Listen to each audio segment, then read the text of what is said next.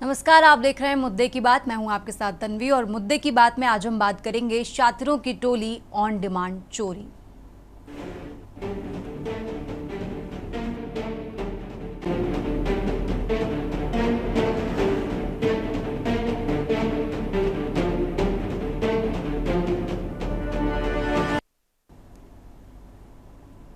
देश की राजधानी दिल्ली से सटे गाजियाबाद में पुलिस ने जरूरतमंदों को ऑन डिमांड चोरी के बच्चे के मुहैया कराने वाले गैंग का सनसनीखेज खुलासा किया है।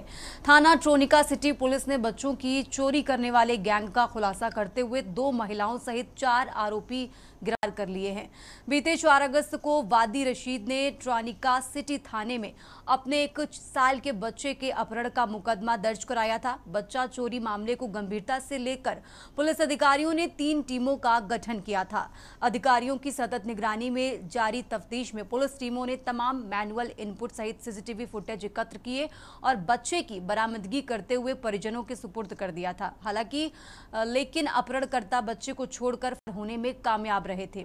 अब पुलिस बच्चे की बरामदगी के बाद हाथ पर हाथ रखकर बैठने के बजाय लगातार एक्शन में बनी रही, जिससे मुखबिर की सूचना के बाद पुलिस ने अफसर अली उर्फ अल्फाज नावेद, संध्या और स्वाति उर्फ शाइस्ता को गिरफ्तार करने में कामयाबी हासिल कर ली है। पुलिसिया पूछताछ में आरोपियों ने स्वीकार किया कि नावेद और अफसर ने मिलकर का अपहरण किया था। अब बच्चों को बेचने का प्रयास किया जा रहा था। गिरोह स्वयं की सुरक्षित रखने के लिए अपने साथ महिलाओं को जोड़े हुए था, जिससे बच्चों को इधर उधर आवाजाही कराते समय किसी को जरूरत पड़ने पर वो साथ मौजूद महिलाओं को की मां, मौसी आदि बताकर बच निकलते थे। हालिया अपहरण बच्चे को स्वाति उर्फ शाइस्ता ने अपनी दोस्त संध्या सहित नेटवर्क के माध्यम से दिल्ली, बिजनौर, मुरादाबाद, रुड़की व अमरोहा इलाकों में बेचने का प्रयास किया। इसके लिए जरूरतमंदों को बच्चों की फोटो भेजी गई। किसी वजह से मुरादाबाद स्थित निजी नर्सिंग होम में तैनात नर्स के माध्यम से सौदे डील अचानक नहीं हो सकी, जिसमें 2.5 लाख रुपए में बच्चा पहुंचाया जाना था।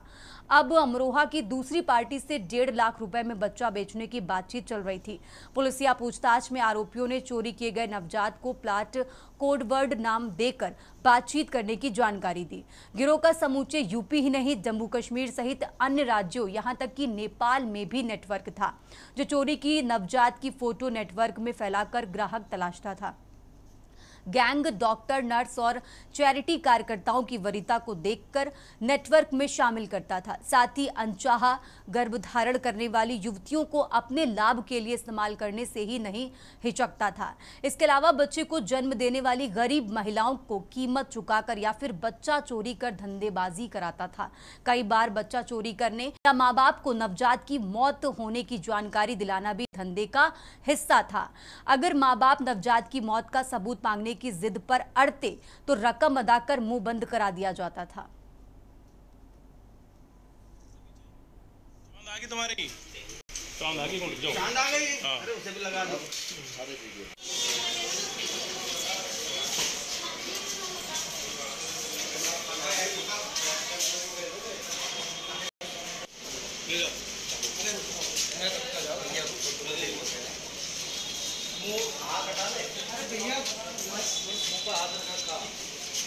करते हुए तो शर्म नहीं है।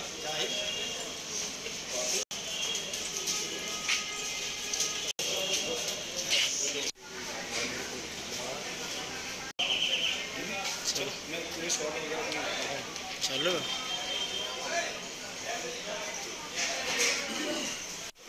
भैया नावे ऊपर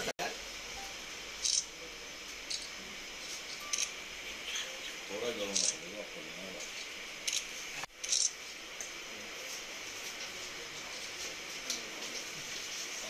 पीछे चांद आ गई तुम्हारी, चांद आ गई, चांद आ गई। अरे उसे भी लगा दो।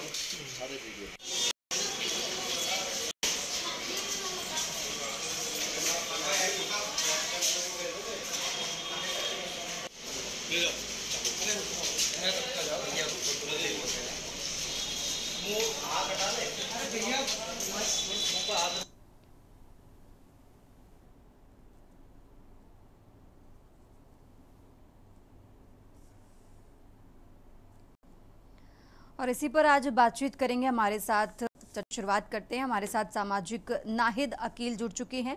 गाजियाबाद से हमारे संवाददाता जयवीर मावी भी जुड़े हैं और इसी के साथ पूर्व सदस्य राज्य बाल अधिकारी संरक्षण आयोग की डॉक्टर श्रुतिता चतुर्वेदी भी हमारे साथ जुड़ चुकी हैं। और सबसे पहले हम चलते हैं हमारे संवाददाता गाजियाबाद से जयवीर मावी हमारे साथ जुड़ चुके हैं। जयवीर, सबसे पहले ये पूरा मामला क्या था, पूरा अपडेट एक बार फिर से दर्शकों को बताइए। जयवीर।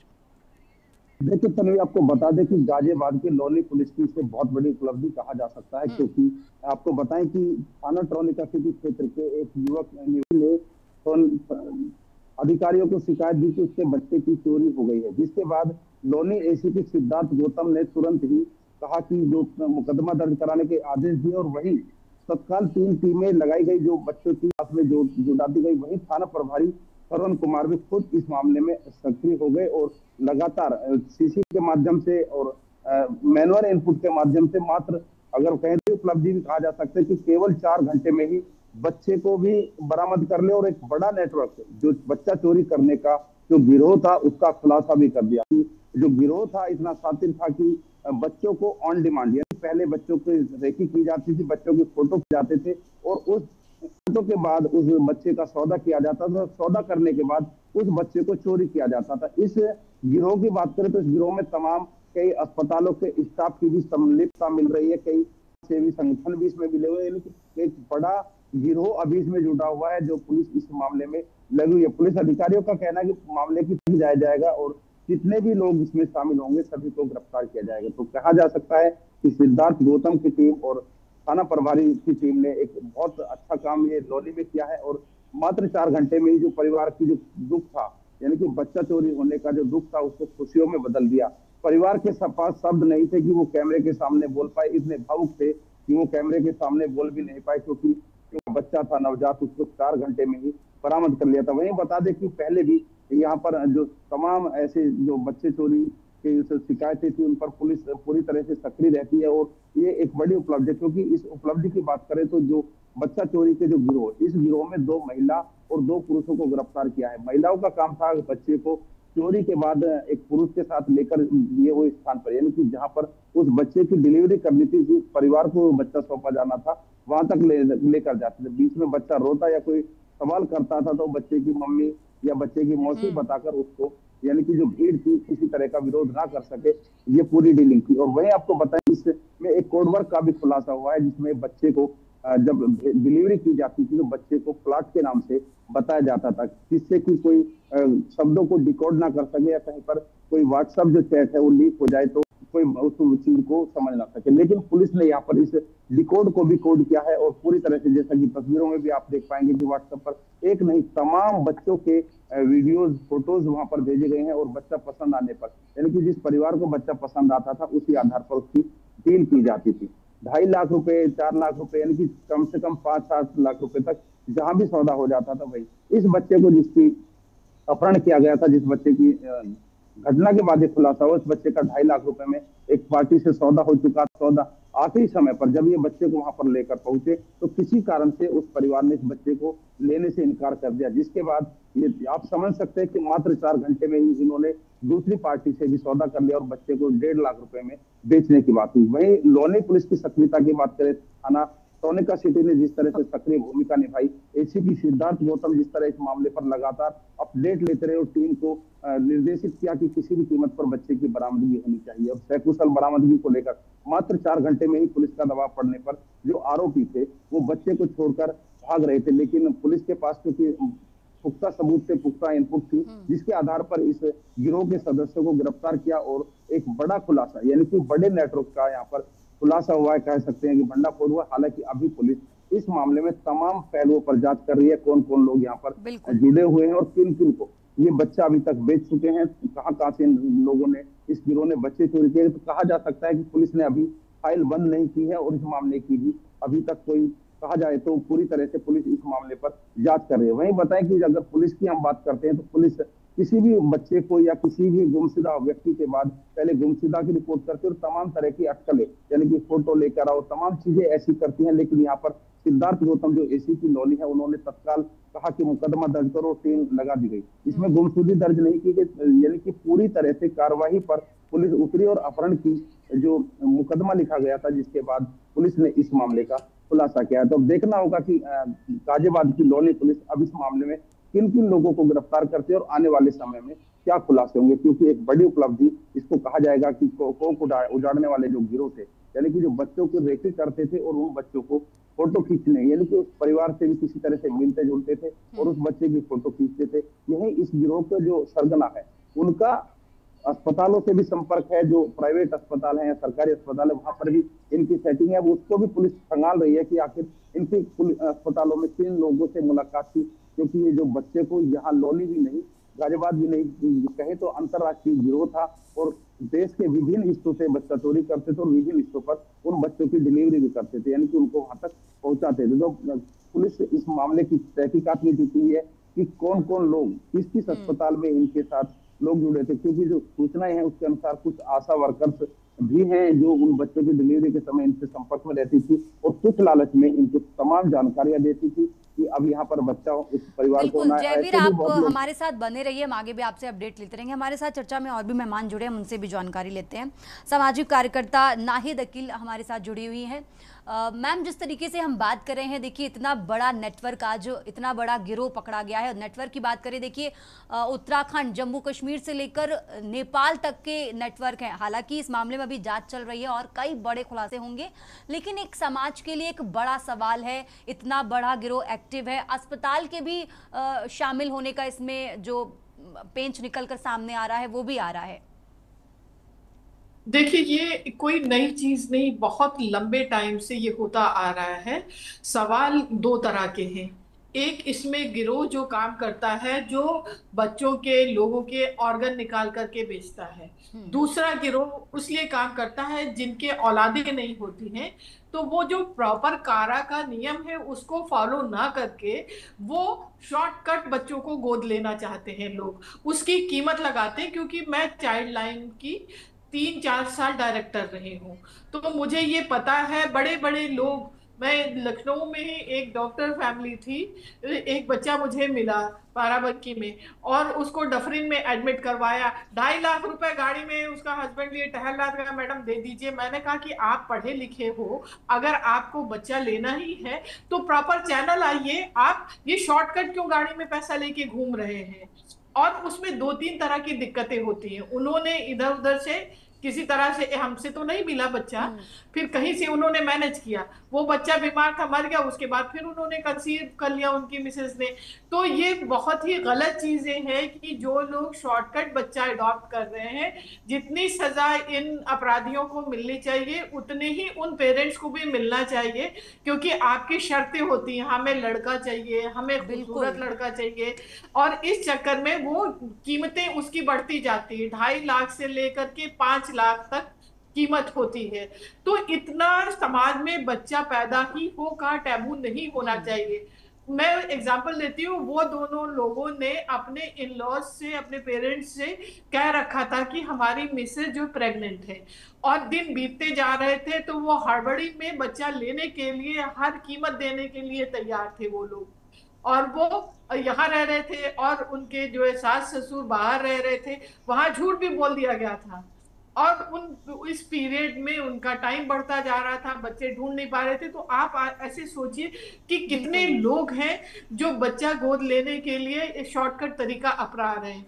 जब सरकार ने एक नियमावली बना दी है कि आप इस माध्यम से बच्चा अडॉप्ट करिए, तो आप क्यों नहीं जा रहे हैं? क्योंकि आपकी शर्तें होती हैं। तो मुझे लगता है इस पे जो बच्चा खरीदते हुए पाए जा रहे हैं उन पे भी कड़ी सजा होनी चाहिए। बिल्कुल। और जो ये रैकेट चल रहा है इसको तो खैर किसी तरह की माफी होनी ही नहीं चाहिए। बिल्कुल। और मतलब साफ तौर पर बात यही है कि जो लोग इस तरीके से बच्चा ले रहे हैं वो भी इस अपराध में कहीं ना कहीं जिम्मेदार हैं। ठीक है नाहिद जी, आप हमारे साथ बनी रहिए। हमारे साथ पूर्व सदस्य राज्य बाल अधिकार संरक्षण आयोग की डॉक्टर शुचिता चतुर्वेदी भी जुड़ी हैं, उनसे भी जानकारी लेते हैं। शुचिता जी, जिस तरीके से अब जानकारी, ये बड़ा एक बहुत बड़े गैंग का खुलासा हुआ है, 4 लोग गिरफ्तार हुए हैं, अभी इस मामले में और जांच आगे बढ़ेगी और गिरफ्तारियां होंगी, लेकिन इसको लेकर आपका जो आयोग है वो किस तरीके से काम करता है?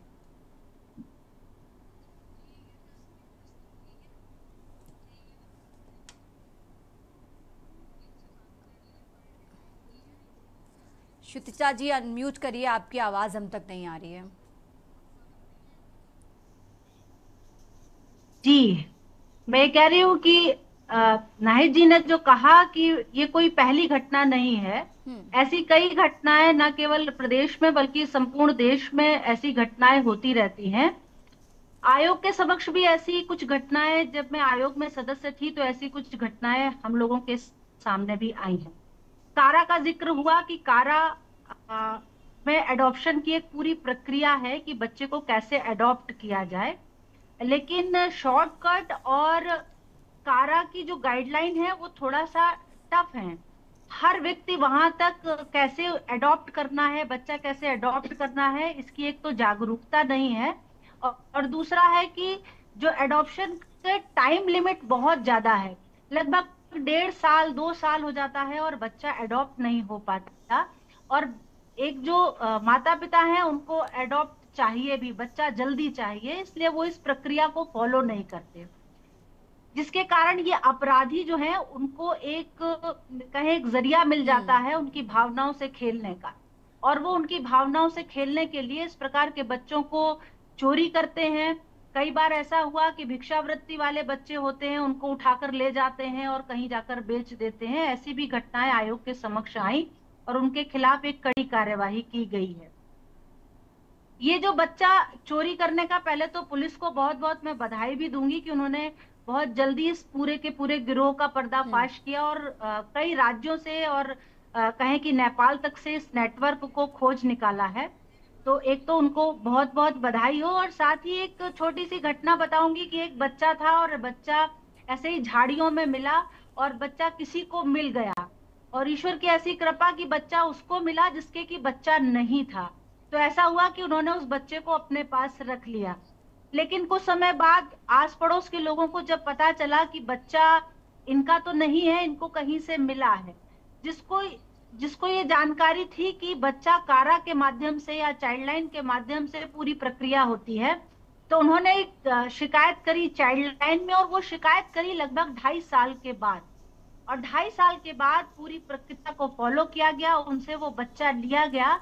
तो मैं आपके चैनल के माध्यम से उनको भी बता दूं जो इस एडॉप्शन को फॉलो करते हैं, इलीगल एडॉप्शन को फॉलो करते हैं और बच्चा कहीं से भी गोद ले लेते हैं, कहीं से भी बच्चा चोरी किया हुआ बच्चा, कहीं से उठाया हुआ बच्चा, किनशिप का बच्चा यानी कि किसी रिश्तेदार का बच्चा है उसको भी गोद ले लेते हैं।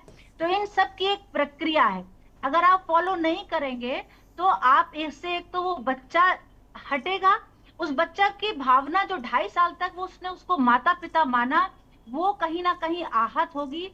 पेरेंट्स को भी पनिशमेंट है, उस पूरी प्रक्रिया में जो लोग शामिल होंगे उन सभी को एक बड़ा पनिशमेंट है। तो आपके माध्यम से, चैनल के माध्यम से ये एक जागरूकता भी ये प्रकरण है उसके माध्यम से करना चाहूंगी कि कम से कम एक कारा एक नेशनल एक लाइन है और उसको आप फॉलो करिए, और उस कारा पर जाकर अगर किसी के दंपत्ति के बेटा या बेटी या जी सवाल ये है ना, जिस तरीके से ठीक है एडॉप्शन की प्रक्रिया कठिन होती है इसलिए लोग इस तरीके के अपराधों में शामिल हो जाते हैं, लेकिन क्या इसको इतने तक ही सीमित रखना सही है? क्योंकि जिन लोगों को बच्चा लेना है उनको तो बच्चा मिल जाता है कभी कभी इस तरीके से, लेकिन जिनका बच्चा जा रहा है, मान लीजिए अब कितने अस्पताल इसमें शामिल हैं, तो केवल इतने तक इसको सीमित रख लेना कि नहीं एडॉप्शन की प्रक्रिया बहुत कठिन होती है इस तरीके से जो अभिभावक है, क्योंकि देखिए आप कोई भी काम करते, कोई सरकारी काम ही उठा लीजिए एग्जाम्पल के लिए,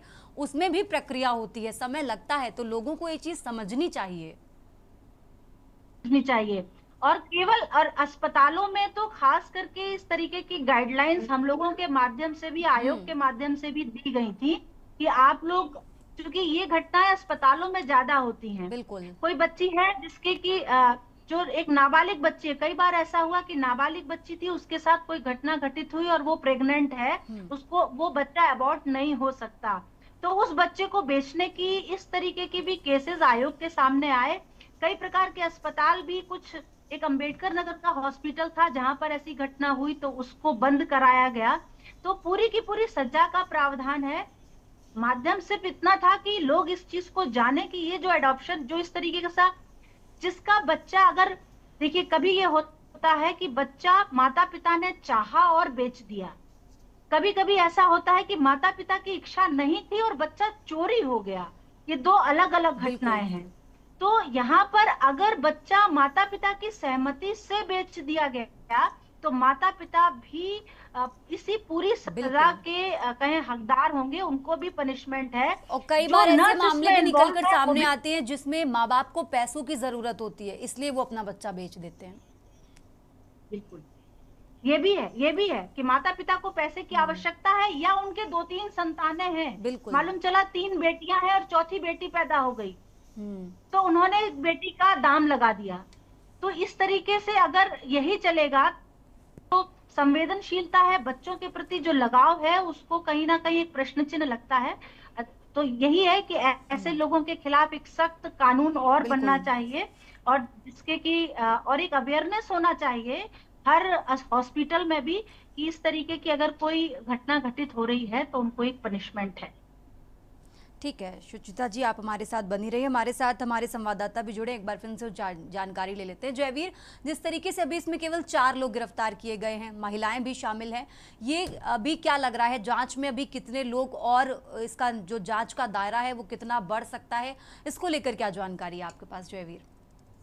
देखिए सर, आपको बता दें कि इस मामले में अब जो लोनी पुलिस है वो आगे बढ़ रही है और इस घटना के बाद क्योंकि जो आरोपी पकड़े गए थे उनसे तमाम पूछताछ की गई है और पूछताछ के बाद जो अस्पताल आशा कर्मियां या नर्स हैं वो सब अब पुलिस की जांच के घेरे में है। और पुलिस जो कि गाजियाबाद के अलावा देश के तमाम हिस्सों में यहाँ की नेपाल तक ये बच्चे का जो चोरी का जो गिरोह था ये जुड़ा हुआ था, तो भारत के अलावा नेपाल तक के जो नेटवर्क है उसको पुलिस खंगालने में लगी है। वही जो गाजियाबाद या प्रदेश के अन्य हिस्से में जो अस्पताल हैं, जो आशा वर्कर है, यानी कि जहां जहां इस नेटवर्क का संपर्क था पुलिस तमाम संपर्क को साधने में लगी हुई है, तमाम संपर्कों की जांच की जा रही है और जो भी दोषी होंगे, ऐसा एसीपी लोनी सिद्धार्थ गौतम का कहना है कि जो भी दोषी होंगे उनको बख्शा नहीं जाएगा और इसकी कड़ी से कड़ी मिलाकर यानी कि हर जो इस साजिश में शामिल होगा, जो इस गिरोह से जुड़े हुए सदस्य हैं, उन सभी के खिलाफ कानूनी कार्रवाई की जाएगी। तो गाजियाबाद की पुलिस अब इस तमाम मामले को खंगालने में लगी है, तमाम जो सहयोगी हैं उन तक पुलिस की जांच पहुंच रही है और धीरे धीरे जैसे जैसे जांच आगे बढ़ेगी और नाम सामने आएंगे और सभी लोगों के खिलाफ जो इस गिरोह के सदस्य हैं या इस खरीद फरोख्त में जुड़े हुए हैं उन सभी के खिलाफ कानूनी कार्रवाई करने की बात पुलिस कर रही है। तो देखना होगा आने वाले समय में, क्योंकि अभी जिस तरह से पुलिस ने 4 घंटे में ही इस घटना का खुलासा किया और बच्चे को बरामद किया है, उसके बाद से लगातार पुलिस ने आरोपियों से पूछताछ की है। उसके बाद जो नाम निकलकर सामने आए उनकी हिस्ट्री जो खंगाली जा रही है कि उनका नेटवर्क कहां से जुड़ा हुआ, उन पर बिल्कुल देखना होगा इस नेटवर्क की जो जांच का दायरा है वो किन तक पहुंचता है और आगे कितनी गिरफ्तारियां होती है। जयवीर, बहुत बहुत शुक्रिया आपका तमाम जानकारी दर्शकों तक पहुंचाने के लिए और आप भी दोनों मेहमानों का बहुत बहुत शुक्रिया हमारे साथ जुड़ने के लिए और ये तमाम जानकारी हमारे दर्शकों तक पहुंचाने के लिए। तो आज हम बात कर रहे हैं एक बड़े नेटवर्क का खुलासा हुआ है, 4 लोगों की इस मामले में अभी तक गिरफ्तारी हुई है। यूपी के अलावा भी कई ऐसे राज्य हैं जहां पर छापेमारी चल रही है। देखना होगा इस मामले में आगे क्या कुछ अपडेट आता है। तब तक के लिए बने रहिए हमारे साथ, देखते रहिए के न्यूज़ इंडिया।